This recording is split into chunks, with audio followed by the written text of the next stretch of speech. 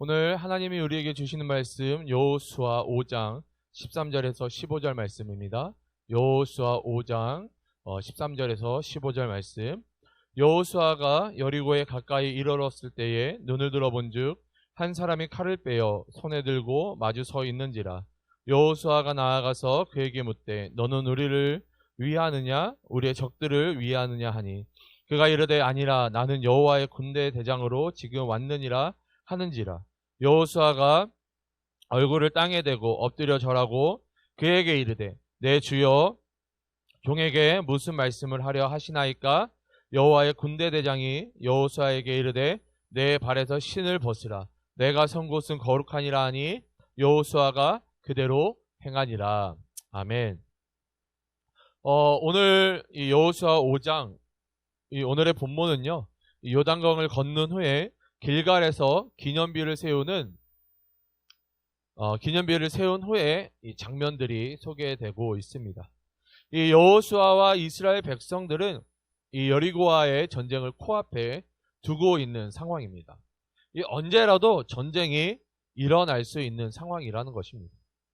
그런데 하나님께서 여호수아에게 한 가지를 명령하십니다. 여호수아서 5장 2절을 살펴보면요, 그때에 여호와께서 여호수아에게 이르시되 너는 부싯돌로 칼을 만들어 이스라엘 자손들에게 다시 할례를 행하라 하심에 말씀하고 있습니다. 이 전쟁을 앞두고 있는 상황에서 하나님께서는 할례를 행하라고 명령하고 계시는 것입니다. 잘 알다시피 이 할례라는 것은요, 이 남성의 이 생식기의 표피를 잘라내는 것을 이야기합니다. 그런데 어떤 칼을 만들어서 할례를 행하라고 말씀하고 있습니까? 이 부싯돌로 칼을 만들어서 할례를 행하라고 말씀하고 있습니다. 그 당시 이 부싯돌은요, 부싯돌 칼은 이 수술용 칼이 아니었을 것입니다. 그만큼 날카롭지도 않았을 것입니다. 그렇기 때문에 당연히 사람의 피부를 베기에는 부족함이 있었을 것입니다.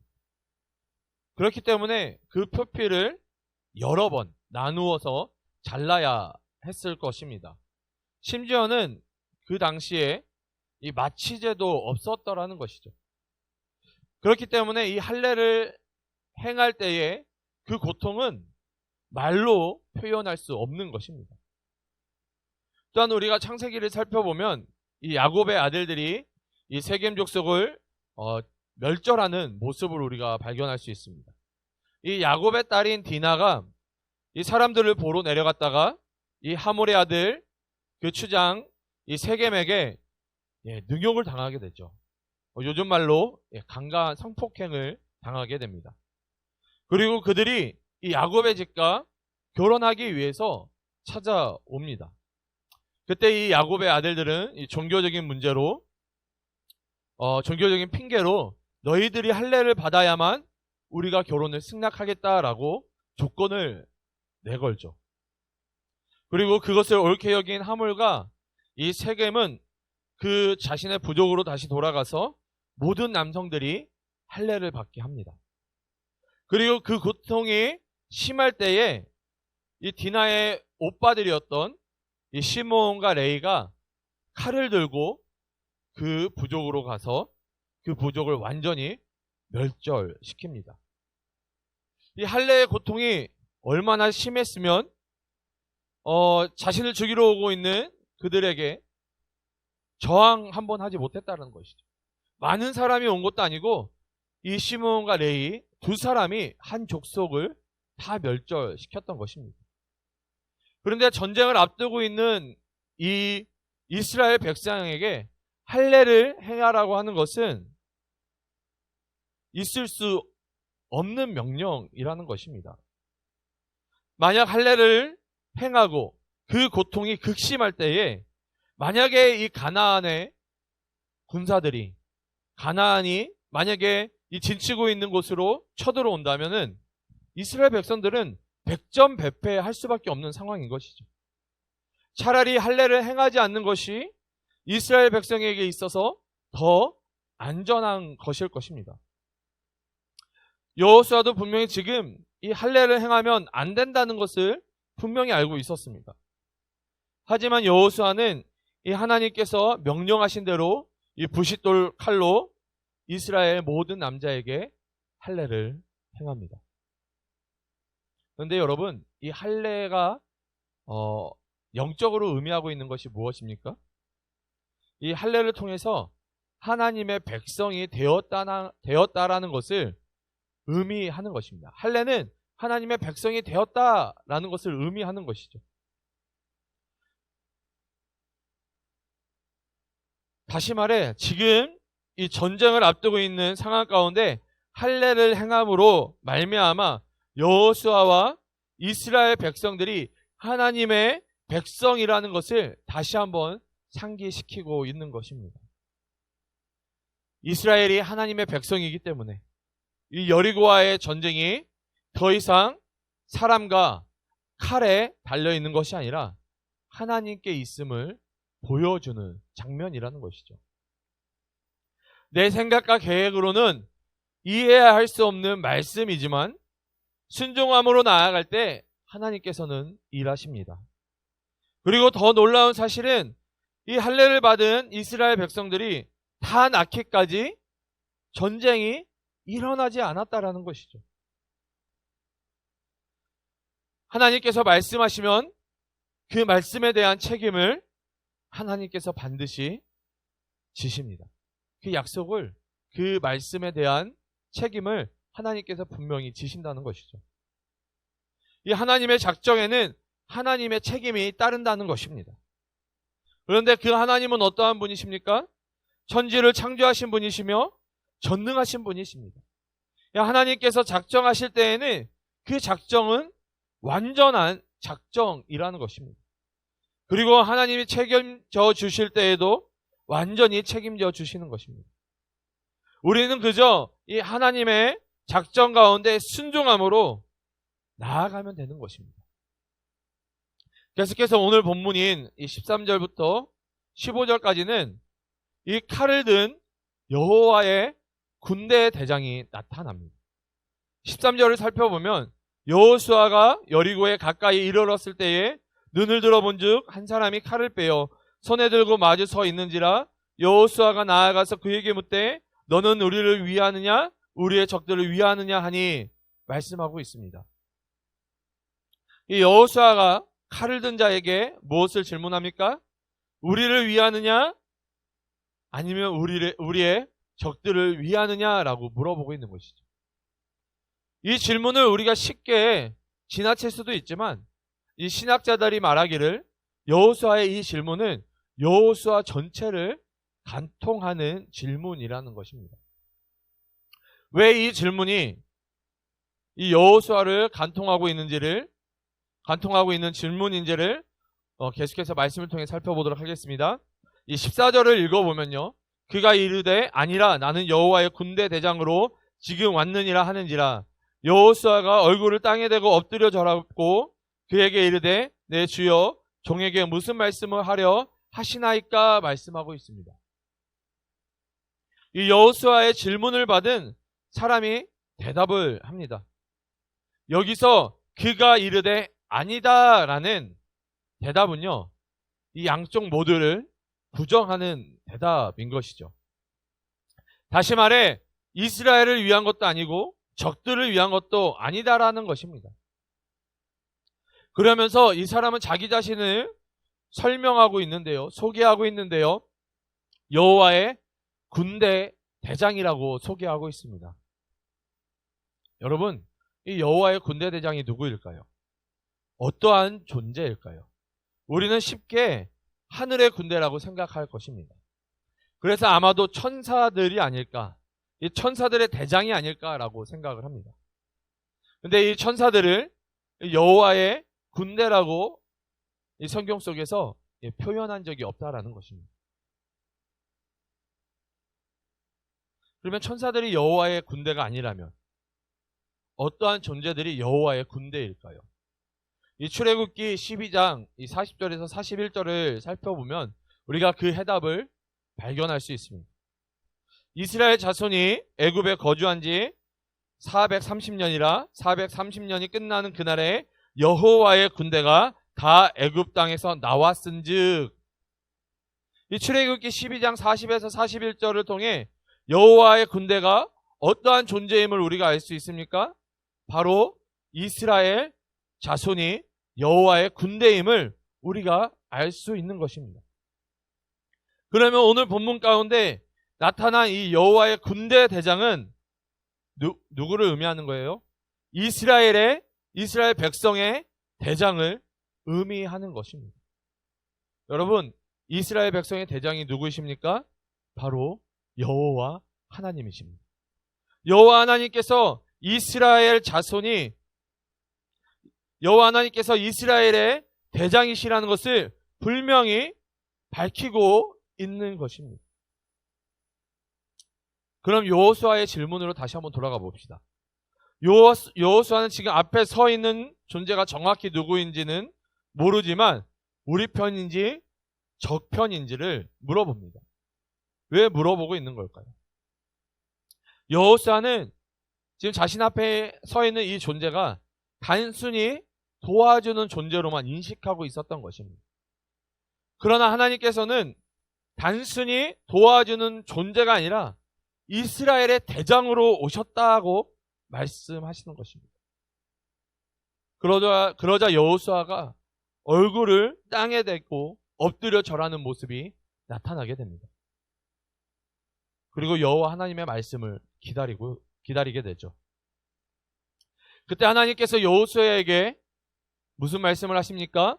우리 15절을 살펴보면 여호와의 군대 대장이 여호수아에게 이르시되 내 발에서 신을 벗으라, 내가 선 곳은 거룩하니라 하니 여호수아가 그대로 행하니라 말씀하고 있습니다. 하나님께서 여호수아에게 이 신발을 벗으라고 말씀하고 있습니다. 왜냐하면 지금 이 여호와 하나님과 여호수아가 서 있는 곳이 거룩하기 때문이다 라고 이야기를 하고 계십니다.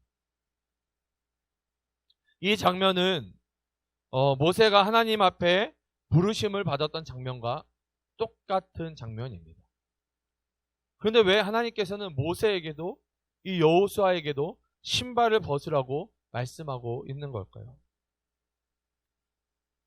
여호와 하나님께서 거룩하시기 때문에 더러운 우리의 신발을 벗어야 한다고 많이 들었을 것입니다. 그리고 더러운 신발은 우리 안에 있는 수많은 이 죄라고 우리가 많이 설교를 통해 들었을 것입니다. 이러한 해석이 전혀 틀린 해석은 아닙니다. 그런데 우리가 한 가지 더 깊이 묵상해 보면 신발을 벗는다는 것은 자신의 권리를 포기한다는 것을 의미합니다. 자신의 권리를 포기한다는 것을 의미한다라고 했는데 이것들을 어떻게 알 수 있냐면요. 신명기 25장 5절에서 9절을 살펴보면 알 수 있습니다. 신명기 25장 5절 9절 말씀을 제가 짧게 정리해드리면 이 이스라엘에는 계대 혼인법이라는 것이 있습니다. 계대 혼인법이란 이 형제 중에 하나가 장가들었는데 아들이 없이 죽으면은 다른 형제가 그 아내를 자신의 아내로 맞이하여서 아들을 낳도록 하는 것이, 그래서 그 대가, 그 자손이, 그 씨가 끊기지 않게 하는 것이 이 계대 혼인법입니다. 그런데 여기에는 나름의 순서가 있습니다. 아무나 아내를 삼을 수 있는 것이 아니라는 것이죠. 그 나름의 순서가 있는데 이것들을 잘 설명해주고 있는 것이 룻기서입니다. 이 룻기를 읽어보면 이 보아스가 룻을 아내로 맞이하려 하지만 자신보다 먼저 순서된 자가 있어서 함부로 룻을 아내로 맞이하지 못하는 모습을 우리가 발견하게 됩니다. 그래서 이 보아스는 먼저 된 자에게 물어보게 됩니다. 이때 먼저 된 자가 룻에 대한 권리를 포기합니다. 먼저 된 자가 이 룻에 대한 권리를 포기하자 이 보아스가 룻을 아내로 맞이할 수 있었던 것입니다. 그런데 신명기, 이 똑같은 계대혼인법을 설명하고 있는 신명기 25장 9절을 살펴보면요. 그 권리를 포기할 때에 신발을 벗게 한다라는 것입니다.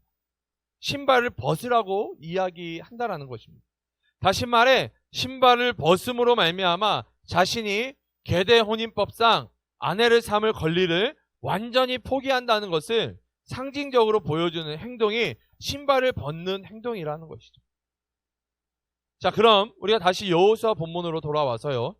여호와 하나님께서 여호수아에게 신발을 벗으라고 명령하신 이유는 무엇입니까? 여호수아의 모든 권리를 포기하고 내려놓으라고 말씀하고 있는 것입니다. 여러분, 그러면 이 여호수아가 그 권리를 포기하면은 그 권리가 누구에게로 넘어가게 됩니까? 그 여호수아 앞에서 말씀하고 있는 하나님께 그 권리가 넘어가게 된다는 것입니다. 다시 말해 여호수아가 이스라엘 백성을 데리고 가나안을 정복해야 하는데 그 모든 권리가 여호수아에게서 하나님께로 넘어가는 것을 보여주고 있는 것입니다.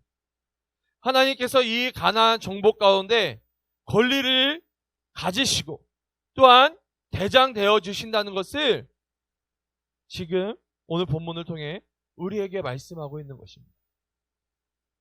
주 안에서 사랑하는 청년 여러분, 여러분의 대장은 누구이십니까? 아직도 내 권리를 주장하고 내가 대장 되어서 살아가고 있지 않습니까? 그런데 우리는 요단강 하나 건널 수 없는 존재입니다. 세상 가운데 너무나도 미약한 존재들이 바로 우리입니다.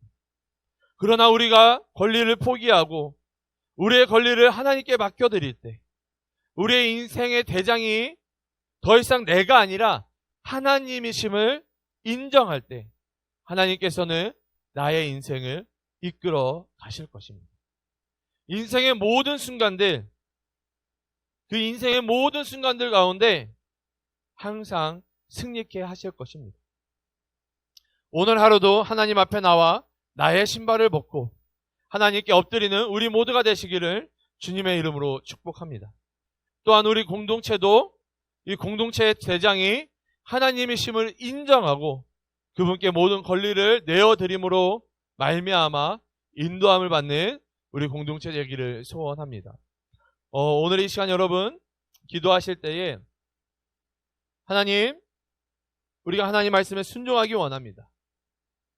때로는 이해할 수 없는 명령일지라도 하나님 앞에 순종하기 원합니다.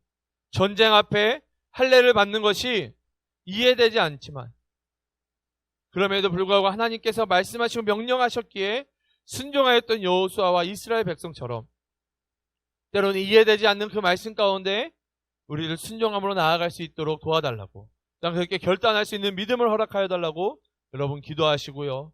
또한 내 신을 벗으라 말씀하시는 그 하나님 말씀 앞에 신발을 벗을 수 있는 우리들 되게 해달라고, 나의 권리를 모두 포기하고 오직 하나님께서 나의 대장이십니다, 주인이십니다, 그렇게 믿음으로 고백하고 결단할 수 있는 우리들 되게 해달라고, 그래야 해서 대장 대신 하나님께서 우리의 삶을 주관하여 주시고 또한 승리케 도와달라고 그렇게 기도하며 나아갔으면 좋겠습니다. 기도하시겠습니다. 사랑과 은혜가 충만하신 주님 너무나도 감사드립니다. 오늘도 이 여호수아 5장의 말씀을 통하여서 하나님 깨닫게 하여 주심을 너무나도 감사드립니다. 하나님, 때로는 우리의 인생 가운데 이해할 수 없는 하나님의 말씀 가운데 아버지 나아갈 때가 있습니다. 하나님, 우리에게 믿음을 허락하여 주시고 또한 결단할 수 있는 아버지 믿음을 허락하여 주셔서 그 하나님 말씀 앞에 온전히 순종함으로 나아가는 우리들 되게 도와주시옵소서. 또한 하나님 아버지, 우리가 우리의 신발을 벗기를 원합니다. 내가 주인 되어지고 하나님 여전히 내 맘대로 내 뜻대로 살아갔던 그 모든 것들을 하나님 앞에 모두 내려놓습니다. 나의 권리를 포기합니다. 하나님, 내 삶에 내 인생의 주인 되어주시고 주권자 되어주시고 대장 되어주심으로 말미암아 나의 인생을 나의 삶을 주님 통치하여 주시옵소서. 그리할 때 날마다 승리하는 삶을 살아가는 인생 되게 도와주시옵소서. 주님께서 오늘 하루도 붙잡아 주시고 지켜주시고 보호하시며 동행하여 주실 것들을 믿사오며 거룩하신 예수님의 이름으로 기도드립니다. 아멘.